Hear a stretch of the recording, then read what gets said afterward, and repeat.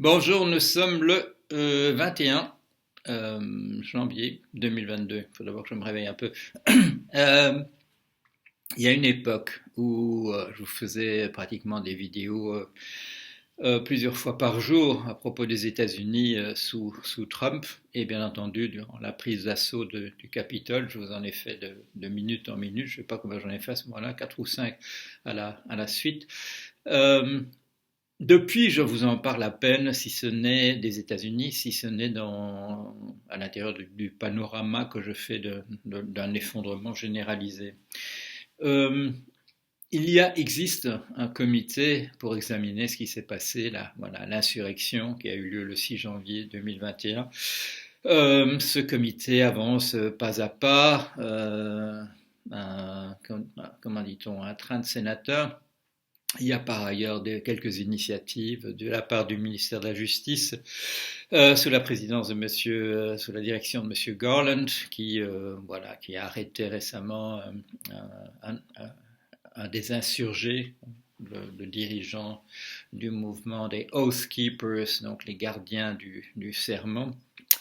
Mais à part ça, il ne se passe pas grand-chose. Si je vous en parle aujourd'hui, c'est qu'il y a un événement mineur, mais qui pour moi est un événement majeur, parce que c'est un personnage clé que l'on fait intervenir maintenant, qu'on en fait apparaître sur la scène. C'est Madame Ivanka Trump, fille du président.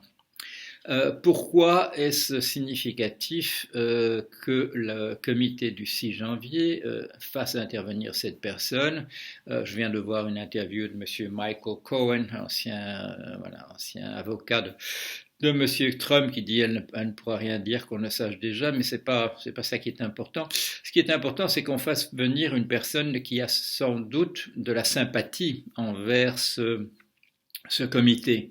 C'est la fille du président, mais c'est une personne qui s'est opposée à lui depuis très longtemps. D'abord, c'est une dame dont les opinions sont connues et qui sont des opinions de gauche. Bon, elle n'a pas le couteau entre les dents, mais c'est quelqu'un de gauche. C'est pas quelqu'un d'extrême droite comme son père. Elle s'était opposée à son père en particulier le 6 janvier par des déclarations. Elle a essayé de le faire changer d'avis plusieurs fois, d'intervenir pour arrêter l'insurrection.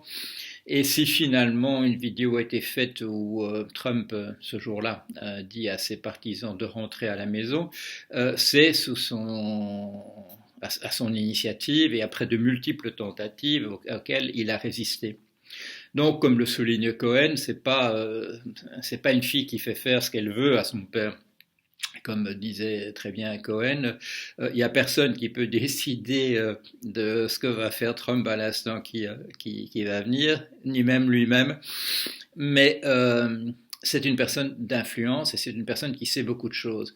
Et pourquoi est-ce que moi j'ai toujours considéré que c'était une personne centrale à ce qui va se passer? Pas simplement du fait de son opposition militante aux décisions prises par son père, même s'il a été conseiller auprès de lui, c'est le fait qu'elle elle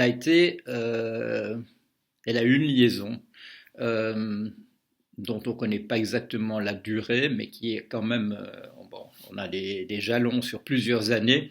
C'est une personne qui a eu une liaison avec comment dire, le nemesis, l'ennemi numéro un de l'ex-président Trump, Monsieur Christopher Steele.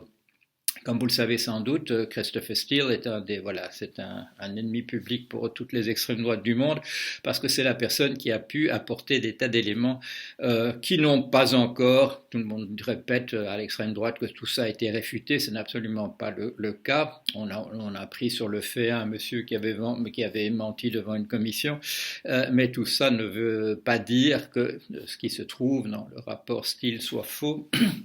Ce monsieur Christopher Steele, et ça c'est une chose c'est ça qui me fait tomber de ma chaise en permanence, personne ne s'est intéressé véritablement à cette liaison entre la fille de Trump et Christopher Steele, qui est la personne sans doute qui a fait le plus pour empêcher pour empêcher son élection tout au départ. On ne m'enlèvera pas de la tête que M. Steele a appris des choses sur M. Trump en ayant une relation avec sa fille sur plusieurs années. Et en particulier quand M. Steele est interrogé par le FBI dans le cadre d'une enquête et qui dit qu'il n'a qu'une très vague idée sur qui est le personnage de quelqu'un avec qui, dont le père, il a une relation avec une personne dont le père est précisément Donald Trump. Ce monsieur Steele, je vous le rappelle, a été pendant des années, c'était son métier, était un espion britannique. Le fait que, imaginons un instant que M. Steele, avec une relation de plusieurs années avec la fille de Trump, n'a appris absolument rien sur lui, ça dépasse bien entendu l'imagination. D'autant que Trump est soupçonné d'être un agent de l'Est, comme on dit, depuis de nombreuses années, et en particulier depuis le milieu des années 80, où il était possible déjà qu'il soit un ami de l'URSS. Il a d'ailleurs, à cette époque-là, publié dans 3 journaux américains les plus importants, Washington Post, Boston Globe et New York Times, une opinion de sa part, qu'il a payé de sa poche, on ne lui demandait pas, pour un prix à l'époque de $100 000, ce qui à l'époque était beaucoup d'argent, où c'était un copier-coller des positions officielles du ministère des Affaires étrangères de l'Union soviétique. Bon, donc c'est quelqu'un qui est soupçonné depuis très longtemps, ça ne date pas de 2016, d'être un agent de la Russie, et la Russie sous sa forme, je dirais, d'avant 89-90, c'est-à-dire l'Union soviétique. Alors, Madame Ivanka Trump, le fait qu'elle apparaisse à l'avant-plan, c'est quelque chose d'important en raison, je dirais, de sa liaison avec des gens qui ont essayé d'interrompre la carrière de Trump à différents moments, et en particulier quand il était président. Elle a été l'alliée de ses ennemis d'une manière ou d'une autre, mais sans aucun doute pendant une certaine période, pendant plusieurs années. Et voilà, donc ça, c'est significatif. Vous ne le verrez pas, vous verrez ça comme un élément mineur. Pour moi, c'est un élément majeur, mais vous savez que ma lecture de ce qui s'est passé aux États-Unis depuis 6-7 ans est très différente de celle de la plupart des gens, et peut-être même de tout le monde. Voilà, allez, à bientôt.